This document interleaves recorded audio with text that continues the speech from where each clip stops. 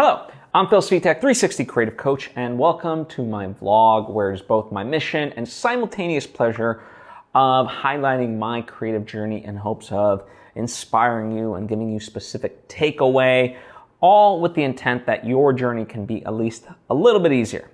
Now, before I fully dive in, I would love to invite you to subscribe if you haven't done so already. That way you can get all the various lessons and episodes that I put out right when I put them out. Thank you if you just did, and thank you if you already were. It truly does mean a lot to me, as I hope it does to you. So let's jump right into things, right? One of the things that I've been thinking a lot about is this notion of the people we listen to in terms of our lives. And, you know, at the top of these vlogs, yes, of course, I call myself a 360 creative coach because, you know, in terms of how I'm speaking to you right now, like that's my role as someone who's teaching and educating, right? But I also have other roles where I'm a podcaster, where I produce podcasts. I'm a filmmaker, someone who makes films. You know, I've done 2 feature films thus far, an author, these kinds of different things. And in those roles, whenever I feel stuck or need something, I look to people that have done it, right? Practitioners. So, you know, what are good examples, right? Christopher Nolan, Rob Rodriguez, Greta Gerwig. These are people that I look up to in terms of filmmaking. Wong Kar-wai, Spike Lee. And if ever I'm stuck, you know, I try to think of it from that perspective. Or, you know, obviously I don't have access to them. So if I need something very, like, specific in terms of a problem that needs to be solved, I try to ask the people in my peer group that have been there and done that, right? The importance of practitioners. When it comes to more of like the mental side and stuff like that, I think that's where you can be a little bit more open to people who aren't necessarily practitioners, but you want them to be practitioners of what they preach, right? So it just got me thinking, I don't know, specifically I have a friend named Lauren LaGrasso who is stepping into more roles as a coach, more roles as a public speaker, and I'm very excited for her in that regard. And I know she'll crush it because she's a practitioner. Everything that she teaches, she's teaching from experience. Like, she is an artist, she is a musician, she is an actress, she is a podcaster. And when she talks about creativity and the subject matter that she speaks about, she's doing it from a place of knowing, right? This isn't just some theoretical overview, media studies thing. This is like from the trenches, things that she's learned firsthand, the challenges, the hurdles, and how to overcome them. And that's wonderful. So I just wanted to kind of put that out there, point that out in terms of just, you know, essentially auditing the people you learn from and making sure that they are people that are worthwhile, right? And also, too, just because someone has success and stuff like that, if it doesn't work for you, like I'm still very gracious of any advice I get, especially from someone, you know, that's been at the very top of the mountain, as they say. But if I don't agree with the advice or it doesn't work for me, then it's okay. You know, I'll find my way through it. And in fact, I'll talk about that a little bit later on. One of the first things that I'd love to catch you up on, though, is this idea of moving a project forward, right? This summer, there's been a lot of things pulling at me in different directions, so things haven't progressed as much as I would have liked to necessarily. Creatively, with the Arbiters, which is my animated feature that we're in development of / pre-production. And I say that because creatively, we're already starting to do storyboards for the feature film, which is exciting. So every week I meet with a small group from the animation team that's working right now specifically on the storyboards. We map out, okay, what do we want to try to accomplish for next week? We aim for that, and then next week we review what's been made, what's working, minor alterations, things of that nature, and then talk about what we're going to do moving forward. And so it's fun to be back in that creative side because truthfully, in the past few months, I just haven't had time to be as creative as I would like to be. It's been a lot of logistics, both in terms of the Arbiters, but also just all my other jobs. And so I haven't had time to, let's say, write and do just kind of different things, right? So even this little sliver where I get to be, I'm not even the one creating the storyboards, but just to think of it, express it, and then see it actualized has been a lot of fun, right? And that's kept me going, so I'm excited. So that's why I say we're in development / pre-production.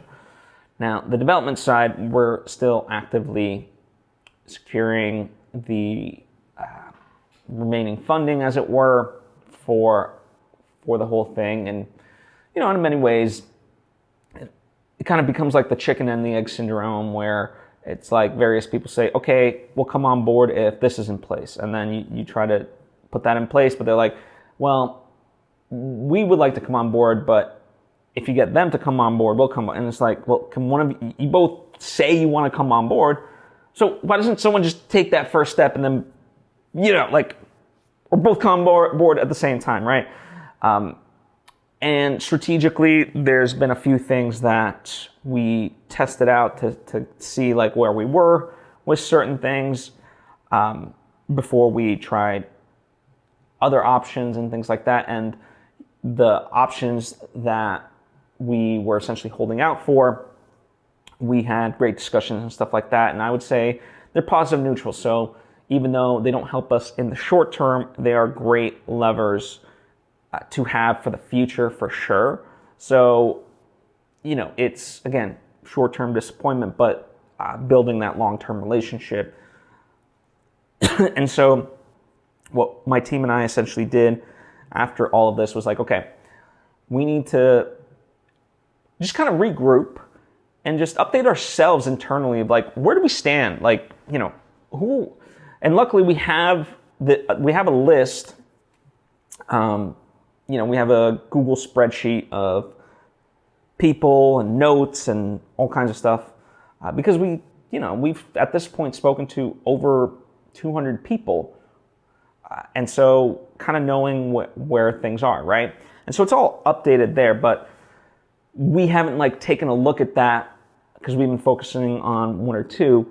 So we just wanted to look hey, you know what? Let's blow the dust off of this thing and let's kind of review where we're at and figure out, what are our priorities, what should be going into, and things of that nature.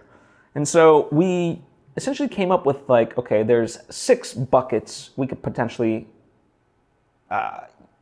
go after, right? And those are the different categorizations. And so we identified each categorization and then, talked about the pros and cons of each and decided, okay, out of those 6, these are the 2 buckets we're going to focus the most on.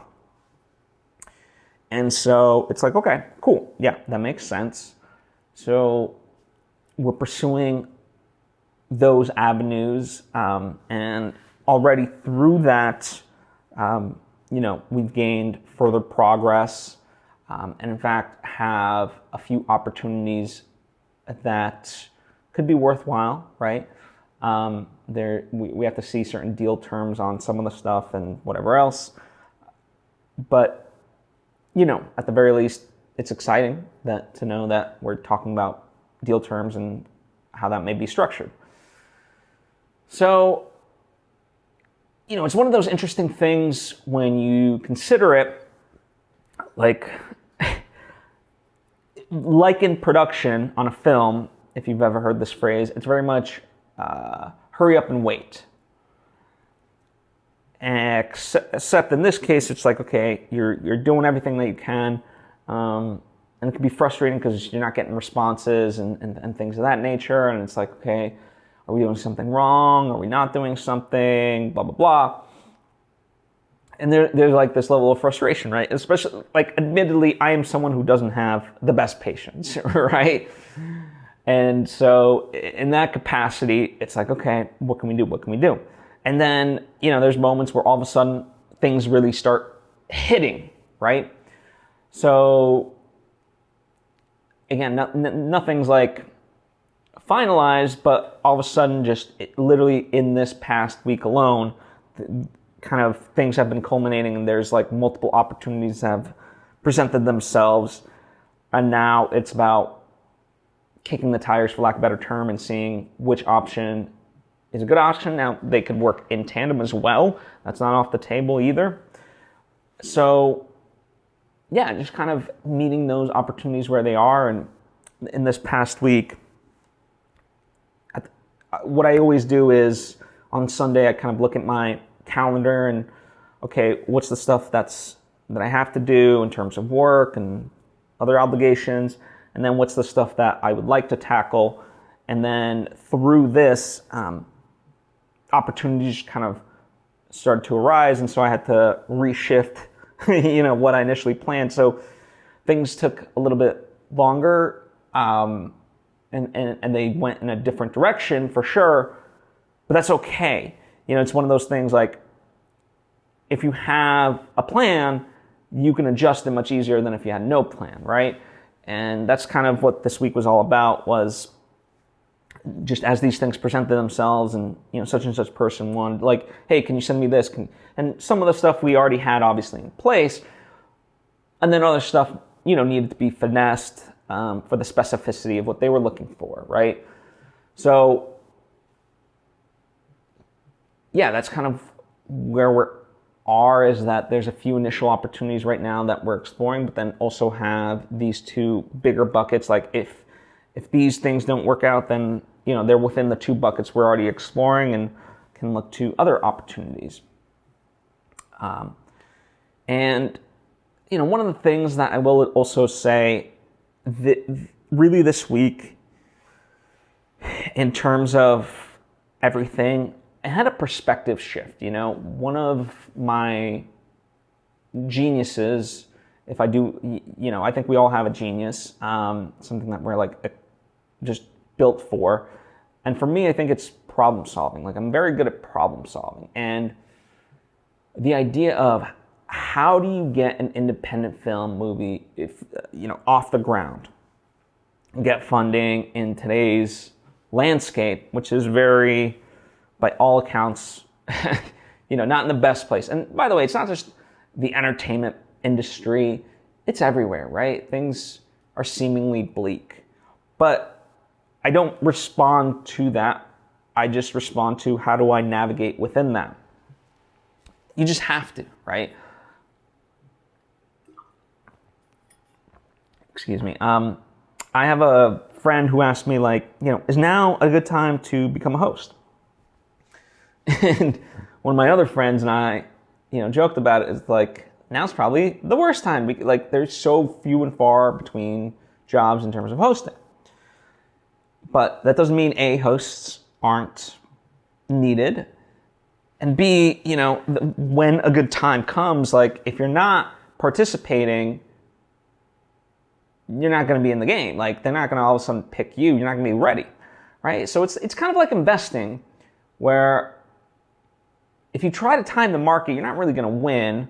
So the best way to really win at stocks as an average investor is just to stay in the game.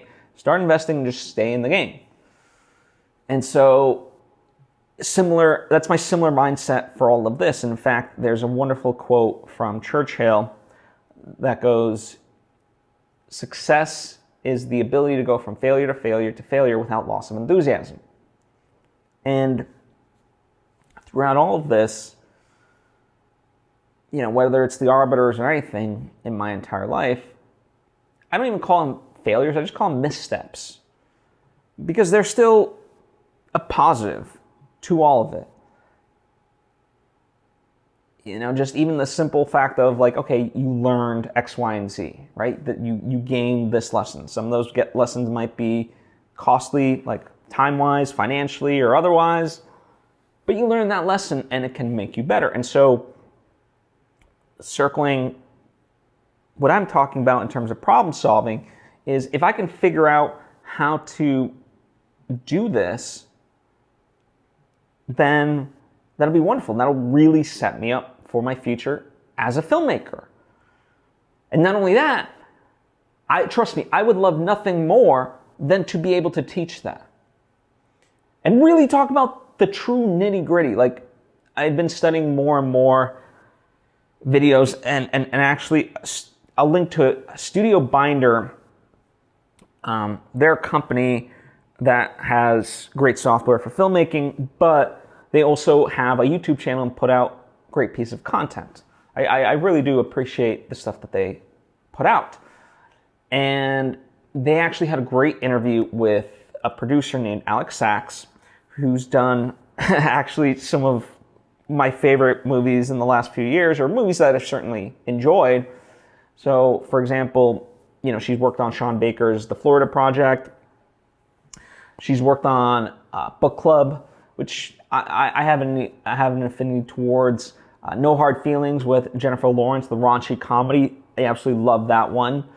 You can check out my review for that if you want. Like, I thought it was just such a blast.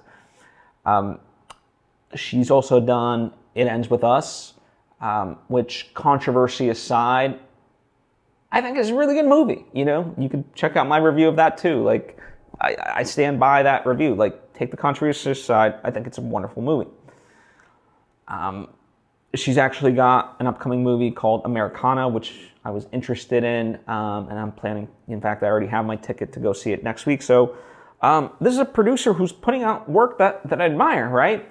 But not only that, the interview with her was really well done.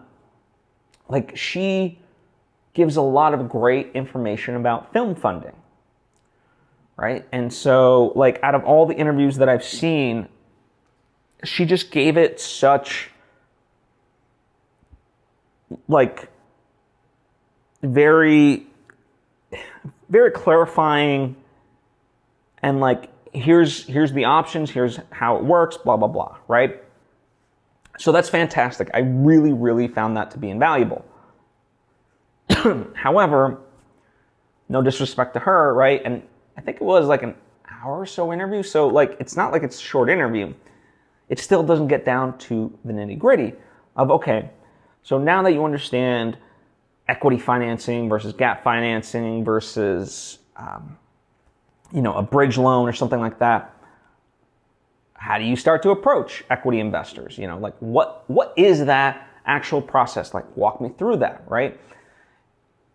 And I want to be able to absorb that for myself so I can literally teach it, and know it myself inherently.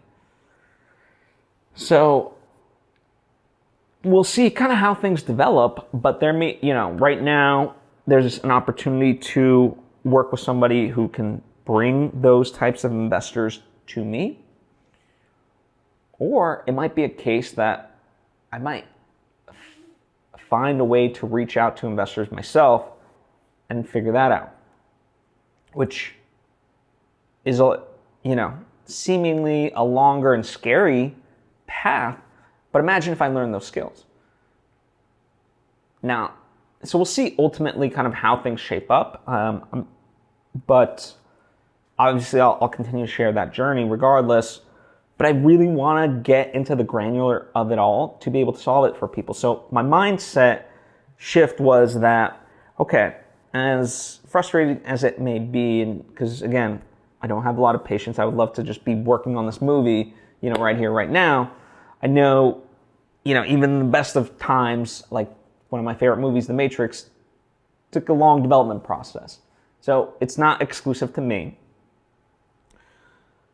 And so, what's the lesson in this that's being taught to me, and how can I be grateful for it? So that's where my mind shift kind of went towards, and whatever else. So that's kind of the big update of everything. I feel like in many ways this whole year, and I've talked about it in other episodes, is a transition year. And there's certain things that are coming up for sure, within the next few months, within the next half a year, within the next certainly year. So a lot of big changes coming in various forms. So I'm also kind of preparing for that. That's also why I haven't been able to be as creative necessarily. But, those are exciting things. And as I get closer to those, or once they're completed, I will share more details about that for sure. So yeah, things have been moving, not at breakneck speed, but that's okay. The biggest thing, as I always like to say, just make progress. That's it. Just make progress. It's okay.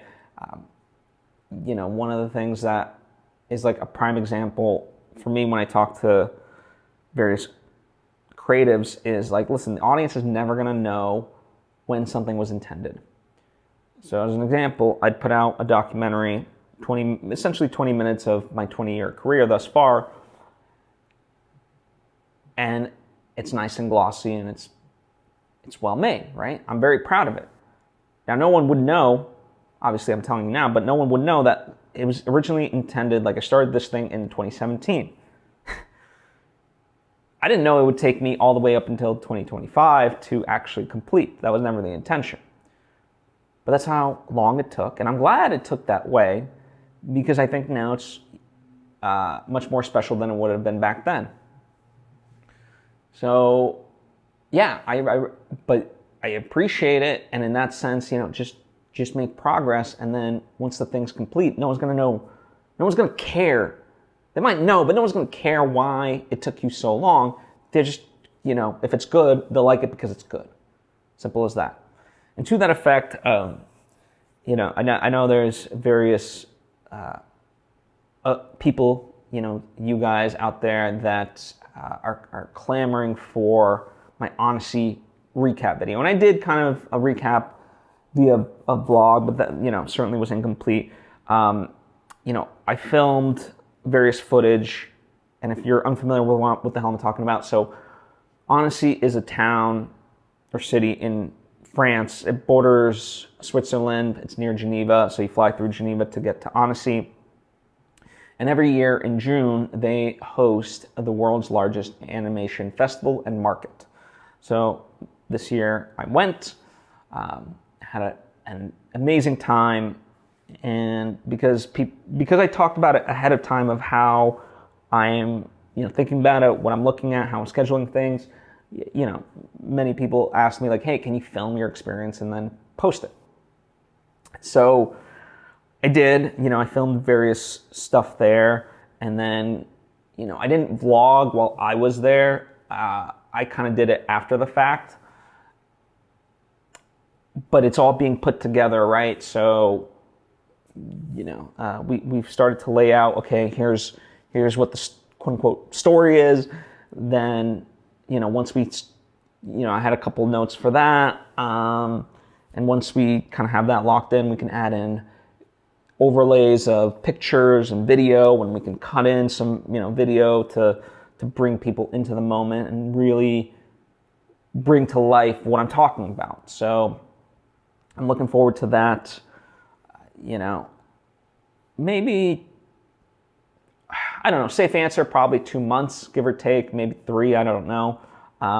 But certainly before next year's Annecy, I'll have that finished, and that'll be a fun look back at that. And it was kind of cool, so this is, for some of the bigger projects, right, I work with other people to, edit it and stuff like that.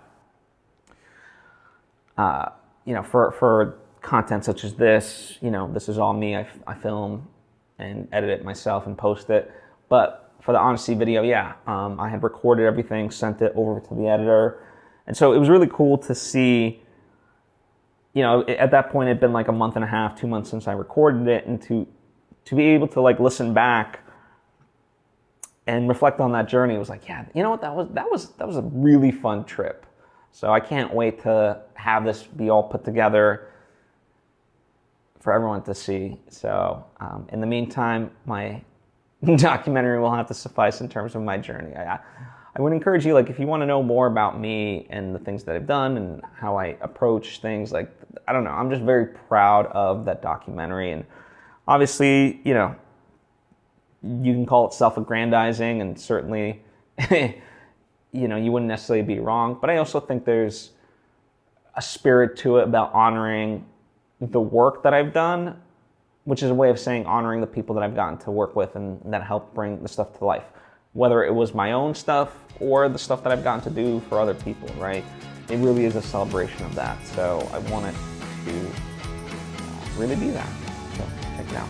Anyway, thank you so much as always for taking time to tune in. I truly do appreciate it. I hope to see you next time.